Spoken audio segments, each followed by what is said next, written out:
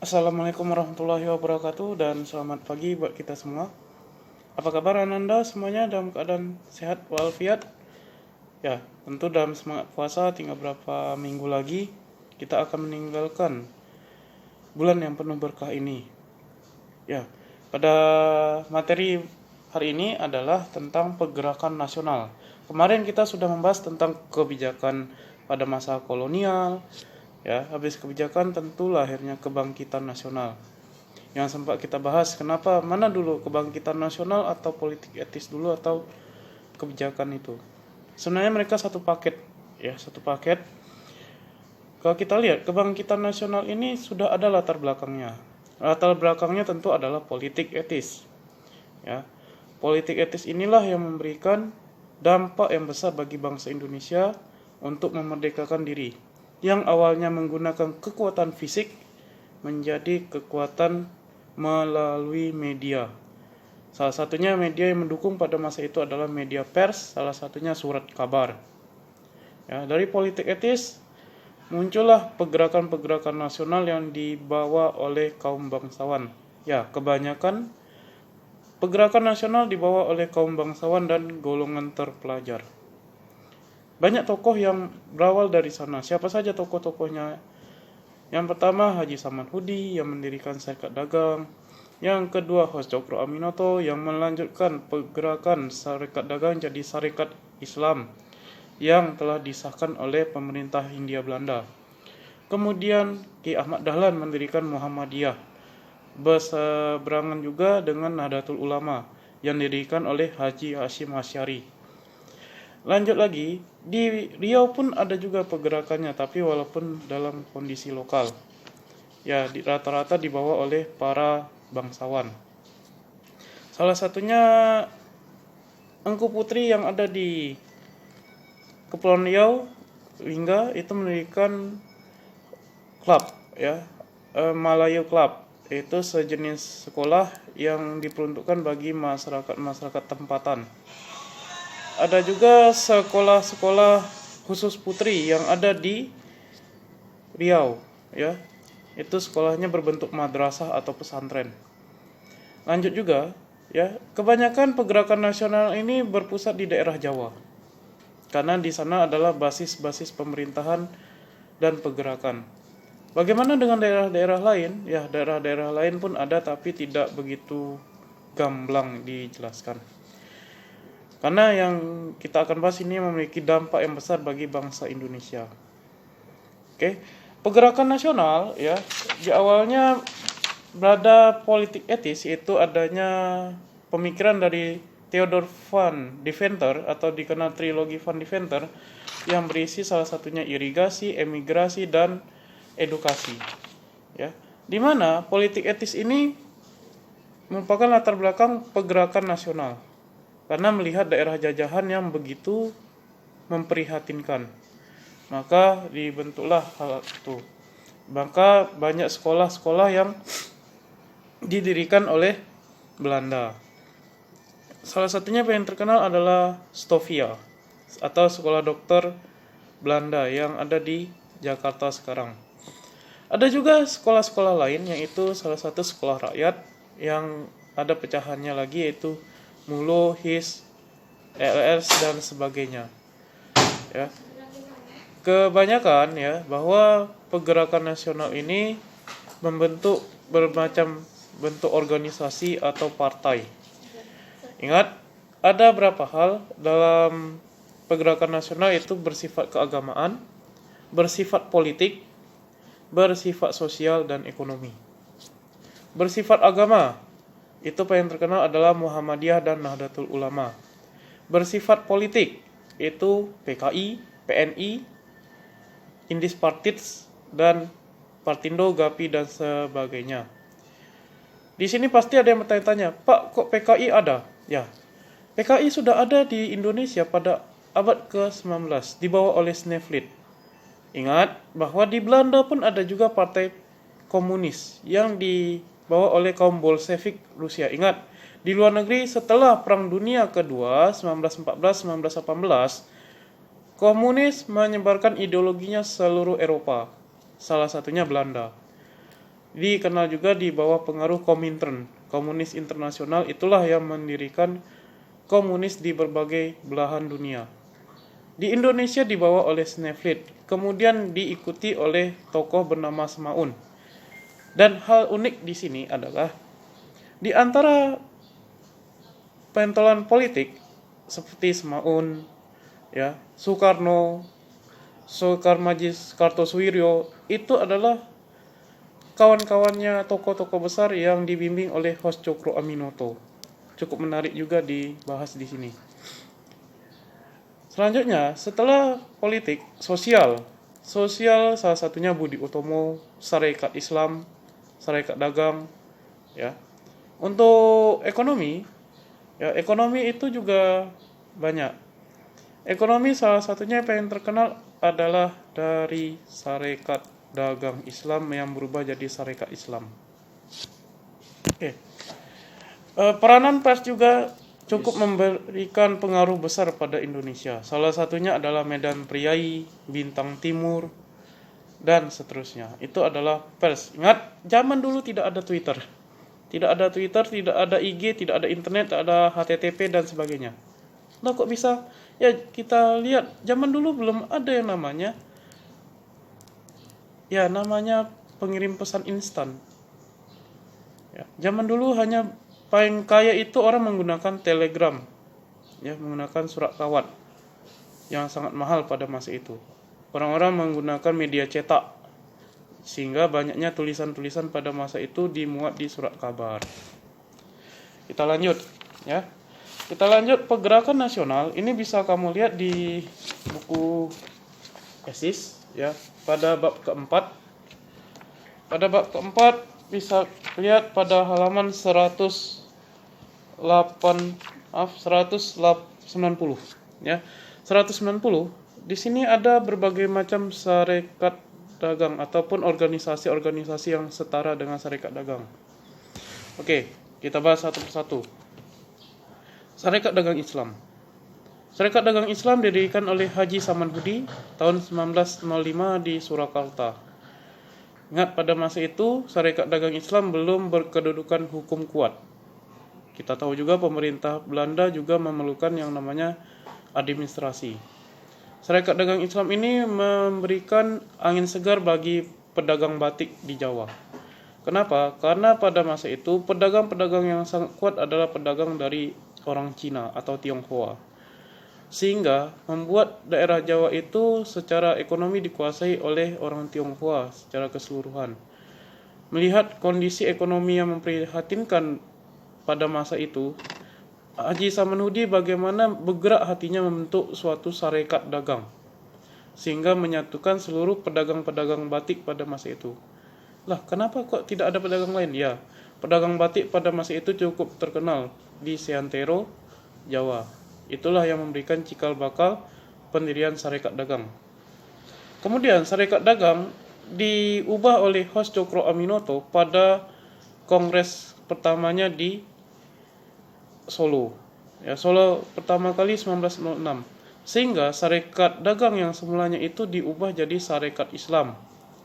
Karena pengaruh Belanda juga meminta administrasi dan tekanan-tekanan juga, Hos Cokro Aminoto memainkan peranan politik di sana, sehingga Sarekat Islam berhasil mendapatkan kedudukan hukum yang kuat sebagai suatu organisasi yang sah, di mana pada masa itu dia berkecimpung pada kegiatan organisasi ini, berkegiatan pada sosial, ekonomi, bahkan sampai ke politik. Inilah yang membuat Sarekat Islam berkembang seluruh Indonesia dengan cepat. Selanjutnya, setelah Sarekat Islam, kemudian banyak lagi berdiri organisasi-organisasi yang terkenal. Setelah itu, pada tahun yang sama setelah Sarekat Dagang Islam berdiri, kemudian berdirilah Budi Utomo yang digagas oleh Wahidin Sudirohusodo, di mana ketuanya adalah Sutomo. Ya, ini adalah orang-orang kaum terpelajar, yaitu berasal dari golongan dokter, yaitu sekolah di Stovia. Di Stovia inilah Budi Utomo mendirikan organisasinya Nomor HP-nya dan akhirnya mengirimkan seluruh para pelajar ke seluruh pelosok Jawa. Sehingga Budi Utomo terkenal. Tapi sayangnya yang masuk jadi anggota hanya terbatas. Itu kaum terpelajar dan bangsawan. Daerahnya pun terbatas, hanya Jawa dan Madura. Budi Utomo didirikan pada tahun 1908. Ya. Karena terbatas itulah akhirnya Budi Utomo hanya stuck di sana. Akhirnya setelah Budi Utomo berdirilah Sarekat Islam yang tadi sudah dijelaskan, yang didirikan oleh Hos Cokro Aminoto yang memiliki kedudukan hukum yang kuat, sehingga semuanya bisa menggabung ke Sarekat Islam dengan mudah. Baik pedagang, baik kaya, miskin, dan semuanya bisa bergabung di Sarekat Islam. Dan akhirnya menjalar ke seluruh Indonesia. Sarekat Islam ini di bawah pengaruh kuat Hos Cokro Aminoto yang merupakan guru tokoh besar Indonesia. Salah satunya Soekarno, Semaun, dan Sekar Maji Marijan Kartosuryo. Inilah yang menjadi tokoh-tokoh nasional yang memberikan warna bagi bangsa Indonesia. Selanjutnya, adanya pendirian organisasi keagamaan, salah satunya Muhammadiyah, yang didirikan oleh Ki Haji Ahmad Dahlan yang namanya adalah Muhammad Darwis pada tahun 1912 di Jogja. Ya. Akhirnya pendidikan pada masa itu paling banyak adalah pendidikan dengan gaya barat. Tapi Ahmad Dahlan melihat ini sebagai suatu kemunduran bagi pendidikan Islam. Akhirnya dengan usaha kerasnya terwujudlah Muhammadiyah dan dapatlah status hukumnya pada tahun 1912. Muhammadiyah akhirnya menjalar ke seluruh Indonesia dan memiliki gerakan bersifat sosial dan pendidikan, ya, sosial pendidikan.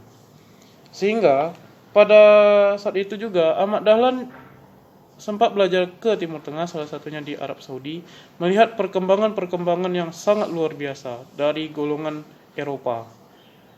Dari perkembangan teknologi, perkembangan ilmu pengetahuan, dan sebagainya. Sehingga dibawalah ke Indonesia. Kita ingat juga pada masa itu perkembangan internet belum ada, ya. Oke, akhirnya Muhammadiyah berkembang ke seluruh penjuru Indonesia, bahkan sampai ke luar negeri. Sehingga pendidikan Islam sangat-sangat berpengaruh besar. Ada hal unik juga antara Muhammadiyah dengan Taman Siswa. Ketika waktu itu Ahmad Dahlan sangat susah dalam mengembangkan pendidikan, kebetulan ada pergerakan dari Indis Partij yaitu bernama Suwardi Suryaningrat yang kita akan kenal sekarang adalah Bapak Pendidikan Indonesia yaitu Ki Hajar Dewantara. Melalui tangan dinginnya lah Ki Hajar Dewantara berhasil membentuk Muhammadiyah dalam segi pendidikan, sehingga mereka saling menutupi kekurangan satu sama lain. Ya, pada masa itu juga Muhammadiyah pun perlu pendidikan Islam sampai ke seluruh Indonesia. Di satu sisi juga pendidikan pun dibantu juga oleh Taman Siswa, sehingga pendidikan bisa berkembang pesat seperti sekarang. Lanjut. Setelah itu ada juga selain Muhammadiyah ada Nahdlatul Ulama yang didirikan oleh Ki Haji Hasyim Asy'ari di Jogja juga pada tahun 1926. Dan untuk materi nanti akan saya sampaikan di Google Classroom. Nah, pada tahun 1926 Nahdlatul Ulama berkembang pesat sebagai organisasi keagamaan yang sangat kuat. Bahkan tahun-tahun itu juga dia berkecimpung di dalam politik. Jadi jangan heran ada Partai NU pada masa Indonesia Merdeka. Ya, itu nanti akan kita bahas pada pertemuan berikutnya. Jadi itulah pergerakan yang dari sifat ekonomi dan bersifat pendidikan dan keagamaan. Kita lanjut pergerakan yang bersifat politik. Politik ya. Ingat, politik di Indonesia sudah ada pada tahun pergerakan nasional. Kita bawa di sini ada yang pertama adalah Indis Partij. Indis Partij atau kita kenal juga Partai Independen yang didirikan oleh 3 serangkai. Siapa saja? Kalau ada yang dapat jawab ya di bawah. Indis Partits. Oke, Indis Partits didirikan tahun 1912 yang kita kenal sebagai Tiga Serangkai. Tujuannya adalah mewujudkan Indonesia yang merdeka. Ya, tentu semua orang ingin Indonesia merdeka pada masa itu ya. Indis Partits juga ingin bagaimana memberantas rasa sombong bagi para bangsawan yang mengarah, artinya dia beraliansi ke kolonial Belanda pada masa itu. Ingat, pada masa itu Belanda memiliki tekanan yang kuat kepada orang-orang yang menentang Indonesia merdeka. Indis Partits juga ya didirikan oleh para bangsawan dan golongan terpelajar. Tapi sayang karena gerakan radikalnya dia dibuang. Ada yang dibuang ke Digul, ada yang dibuang ke NTT, dan akhirnya dibuanglah ke Jogja. Tapi sebelumnya ke Jogja dia dibuang ke Belanda. Akhirnya Tiga Serangkai dibuanglah ke Belanda sampai akhir hayat. Siapa tuh? Tiga Serangkai, Pak. Tiga Serangkai apa? Tiga Serangkai itu Ki Hajar Dewantara, Cipto Mangunkusumo, dan Edward Dwesdecker. Oh, Tiga Serangkai itu namanya ya? Iya. Jadi Dwesdecker ini adalah adik atau sepupu. Kan Dwesdecker orang Belanda tuh kan? Orang Indonesia dia, Pak, tapi dia masih memiliki hubungan darah dengan yang menulis buku Multatuli. Artinya dia sepupu. Dwesdecker ini Decker ini adalah Jadi Tiga Serangkai diambil nama itu berarti ya? Iya. Oke, nah pertanyaan lagi Pak. Iya. Coba nanti dalam kuliah. Coba Bapak lihat sekarang tuh. Kalau Ahmad Dahlan kan termasuk tokoh dalam pendidikan Iya. di Indonesia. Iya, Pak. Pertanyaan yang muncul antara Ahmad Dahlan dengan Dewantara itu jauh ya. Ahmad Dahlan lebih duluan. 1912. Tapi tanpa Kemudian si Ki Hajar Dewantara 1922. 20. Pertanyaan muncul, kenapa yang memiliki karena Dewantara? Karena dia punya pengaruh, Pak. Dia kan bangsawan. Ya, namanya aja Suwardi Suryaningrat. Ahmad Dahlan itu nengrat juga, Pak. Jangan dibilang. Kayak Suryaningrat kalau dalam Ahmad Dahlan tuh nengrat juga tuh, Pak. Ada biru juga tuh. Tapi Makanya dalam itu status tingginya, Pak. Hah? Yang tingginya Kalau Suwardi dalam- Suryaningrat kan? Kalau dalam itu nggak memandang seperti itu dong, Pak. Di Dalam konsep pendidikannya bagus Ahmad Dahlan. Iya, memang konsepnya. Tapi kalau dia kan zaman dulu punya pengaruh Belanda, Pak. Ahmad Dahlan ini kan non kooperatif. Bagaimana? Iya. Jadi- kan Ahmad Dahlan malah multi plus lah. Multinya malah multi deh dibandingkan dengan Ki Hajar Dewantara, Pak. Iya, tapi mereka saling melengkapi, Pak. Karena mereka main bawah tangan. Sama. Ahmad Dahlan dengan Ki Hajar Dewantara. Tanpa Hajar Dewantara, Muhammadiyah tidak akan bisa berdiri. Karena yang punya link ke Belanda RM Suwardi Suryaningrat, Pak. Iya. Pendidikan di Ahmad Dahlan itu 1912, Pak. Iya, saya tahu, Pak. Maksudnya Terus pertanyaan lagi. administrasi Belanda, Pak, ribet zaman dulu, Pak. Ribet. Ini aja contohnya Syarikat Dagang aja untuk mendapatkan status hukum jadi syarikat Islam butuh 6 tahun, Pak. Syarikat Dagang aja 1905. Oke lah kan cara. Sekarang kan orang Indonesia harus melek Iya. betul sekarang. Justru lah di Muhammadiyah itulah yang Oke, itulah ya sekelumit debat ya untuk bagaimana pendidikan di Indonesia ya. Memang di Indonesia pendidikannya yang paling terkenal adalah dari Muhammadiyah dan Taman Siswa. Tapi tidak menutup kemungkinan mereka bekerja sama untuk Indonesia merdeka dan mencerdaskan kehidupan bangsa. Itulah tujuan mereka. Oke, dalam pendidikan ya kita sebagai generasi bangsa tetap mempertahankan apa yang kita lihat sebagai perjuangan para pahlawan. Pendidikan kita juga ya, inilah sebagai tonggak cikal bakal Indonesia merdeka pada masa itu. Di masa sekarang juga sebagai cikal bakal menunjukkan bahwa Indonesia ini masih eksis di tengah-tengah globalisasi. Jadi generasi muda memiliki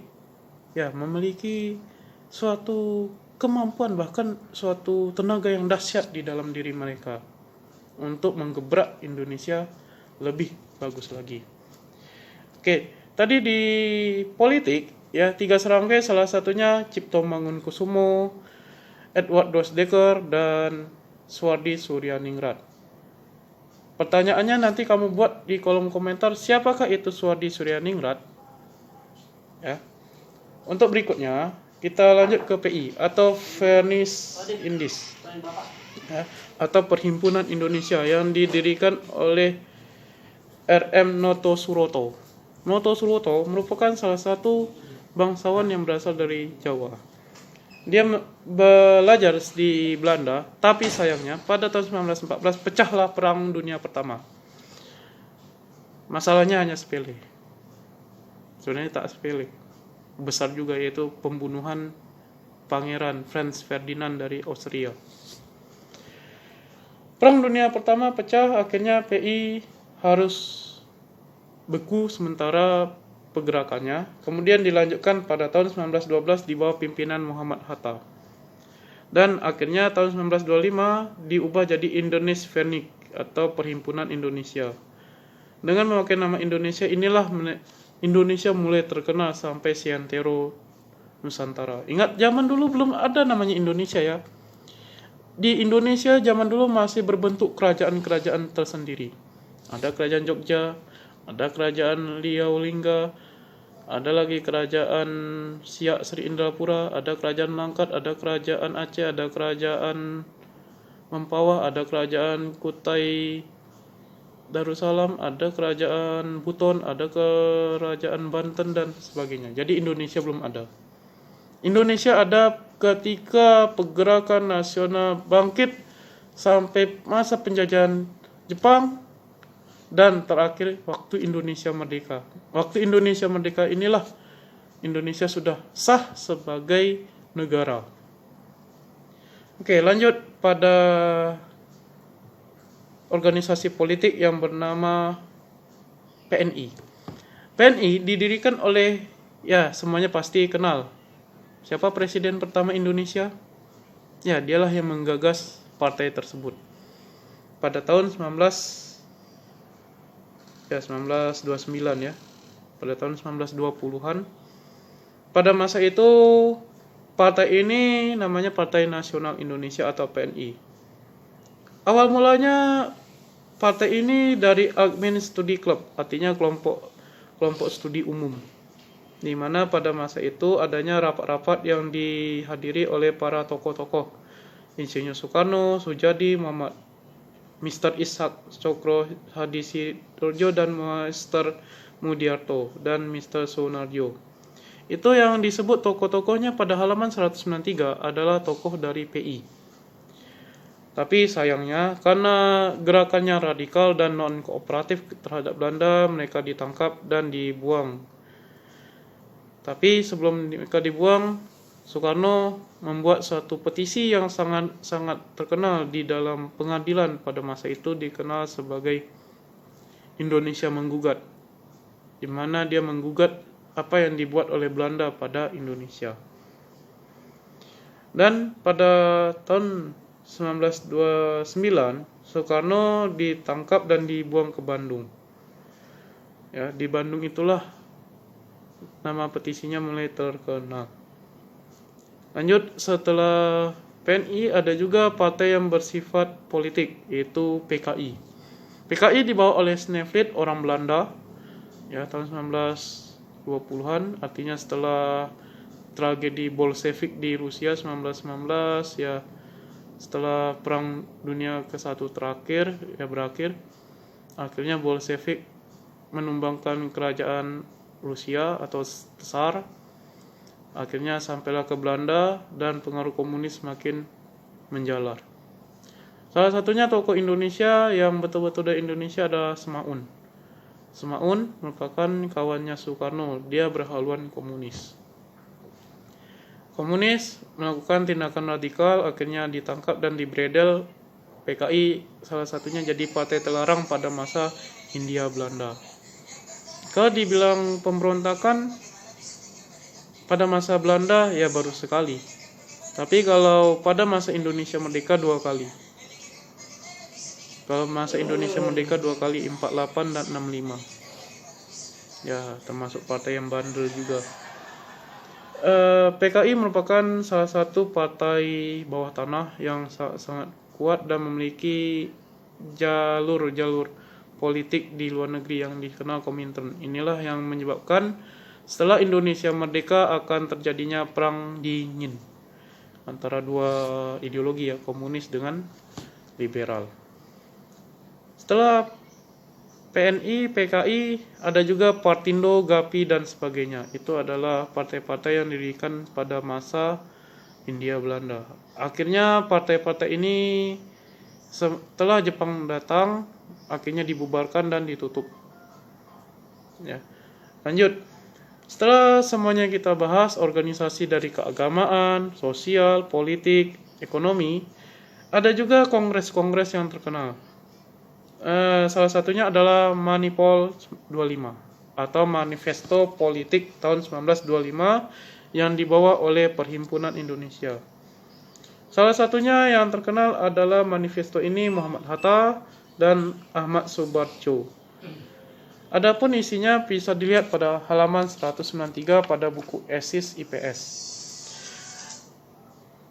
Setelah manifesto, ada yang terkenal lagi adalah Kongres Pemuda Indonesia. Kongres Pemuda Indonesia ini ada dua, kongres pertama dan kongres kedua. Kongres pertama ini dikumpul dulu oleh seluruh organisasi pemuda dari Sabang hingga Merauke. Ada Jong Celebes, ada Jong Sumatran Bon, ada Jong Islameten Bon, ada Jong Javanes dan sebagainya. Pada tahun 1926, organisasi kepemudaan ini menyelenggarakan kongresnya pertama di Jogja. Ya. Kongres pertama ini membangun persatuan dari seluruh organisasi. Itu pada tahun 1926. Setelahnya akhirnya dibuatkanlah tekad untuk membentuk Kongres Pemuda kedua. Ya, di bawah pimpinan Sugondo Joyo Puspito pada tanggal 28 Oktober 1928 yang ada di Jakarta. Tapi sebelumnya bukan Jakarta ya, pada masa itu masih dalam bentuk Batavia. Jakarta itu mulai ada pada masa akhir-akhir masa pendudukan Jepang. Oke, di Jakarta ketika itu yang hadir adalah 750 orang yang dari berbagai macam kepemudaan. Ya. Kongres Pemuda kedua ini terjadi di Jakarta dan kongres ini menyelenggarakan kongres yang terbesar di Indonesia dan menyanyikan lagu Indonesia Raya pertama kali. Kongres Pemuda ya, ini terjadi pada tanggal 28 Oktober 1928. Makanya Sumpah Pemuda dikenal pada tanggal 28 Oktober 1928. Hasil kerjanya terdapat 3 kesepakatan yang kita kenal sebagai Sumpah Pemuda. Ya. 1. Kami putra-putri Indonesia mengaku bertumpah darah satu tanah air Indonesia. 2. Kami putra-putri Indonesia mengaku berbangsa satu bangsa Indonesia. Kami putra-putri Indonesia menjunjung bahasa persatuan bahasa Indonesia. Kenapa pada Kongres Pemuda memakai bahasa Indonesia sebagai bahasa resmi? Ya, kalau kita lihat bangsa Indonesia ini sangat luas, beragam bahasa sangat tidak bisa dihitung. Bahasa Indonesia merupakan bahasa yang tidak memiliki tingkatan-tingkatan kesulitan dan kerumitan dan mudah, fleksibel. Kenapa tidak pakai bahasa Jawa? Tidak semua orang Indonesia bisa berbahasa Jawa. Kenapa tidak memakai bahasa Batak? Tidak semua orang Indonesia bisa berbahasa Batak. Kenapa Indonesia tidak bisa memakai bahasa Dayak? Ya, itu karena kita lihat semuanya ada suatu ketingkatan keluasan. Akhirnya dipakailah bahasa Indonesia yang merupakan rumpun dari bahasa Melayu, yang kita kenal juga sebagai lingua franca. Semuanya bisa dimengerti dan dipahami. Bahasa Indonesia juga merupakan serapan dari bahasa Melayu. Kenapa? Karena bahasa ini bisa menyerap berbagai bahasa dari seluruh Indonesia, bahkan dari luar negeri. Contoh adalah biola. Biola itu dari bahasa Portugis, viola. Ada juga bahasa Arab juga, ya, seperti ampun dan sebagainya, ya. Jadi bahasa Indonesia ini fleksibel dan mudah menyerap berbagai bahasa asing. Contohnya aja program kan bahasa Inggris, ya. Oke, setelah itu ada juga setelah Kongres Pemuda ada Kongres Perempuan. Ya, baru kali ini saya dengar Kongres Perempuan, ya. Kongres Perempuan ini disepakati dan didirikan oleh Raden Dewi Sartika. Raden Dewi Sartika yang ada di Jogja. Ya. Di mana perkumpulan Putri Merdeka ini ditujukan untuk menyemangati dan mengemansipasi wanita. Kemudian tahun 1912 perkumpulan ini makin besar dan berpusat di Jakarta. Kongres kedua ini pun terbentuk pada tahun 1928. Artinya berbarengan dengan Sumpah Pemuda. Oke, untuk pertemuan berikutnya kita akan masuknya Jepang. Ya, latar belakang Jepang. Ingat, yang kita bahas ini ada hubungannya juga dengan faktor ekstern, artinya faktor luar. Salah satunya adalah dari Perang Dunia Pertama 1914-1918. Sehingga memiliki suatu keterikatan yang sangat-sangat kuat. Latar belakang adanya pergerakan nasional ini pun ada juga hubungan dengan luar negeri. Salah satunya apa? Yang paling terkenal adalah kemenangan Jepang melawan Kekaisaran Rusia pada masa itu. Lebih tepatnya 1905. Sehingga pergerakan nasional ini dibawalah oleh para pelajar dari Belanda dan menyampaikannya ke Indonesia. Ya, ibaratnya inilah kalau dibuat cerita. Si A belajar di Belanda. Tiba-tiba ada satu surat kabar yang sangat terkenal di Belanda menyebutkan Nippon telah menang terhadap Kekaisaran Rusia tahun 1905. Artinya apa? Orang Indonesia pun merasa kaget. Ada bangsa Asia bisa mengalahkan bangsa Eropa. Akhirnya menyampaikanlah beritanya ke negeri-negeri Indonesia. Sehingga membuat Indonesia semangat untuk memerdekakan bangsanya. Ada juga orang yang belajar di luar negeri juga, seperti dia mendengar tokoh terkenal seperti Sun Yat-sen, ya, seorang tokoh yang memberi pembaruan di Cina. Akhirnya dibawalah sampai kabar itu ke Indonesia. Artinya apa? Sehingga membuat Indonesia bersemangat lagi. Dan ditambah lagi, ada juga orang Indonesia belajar di Belanda melihat betapa ngerinya Perang Dunia Pertama pada masa itu, di mana semua teknologi sudah sangat maju. Akhirnya disampailah ke Indonesia. Semuanya disampaikan dan membuka pandangan dan mata Indonesia untuk dunia luar. Saya tutup. Assalamualaikum warahmatullahi wabarakatuh. Jangan lupa komen ya.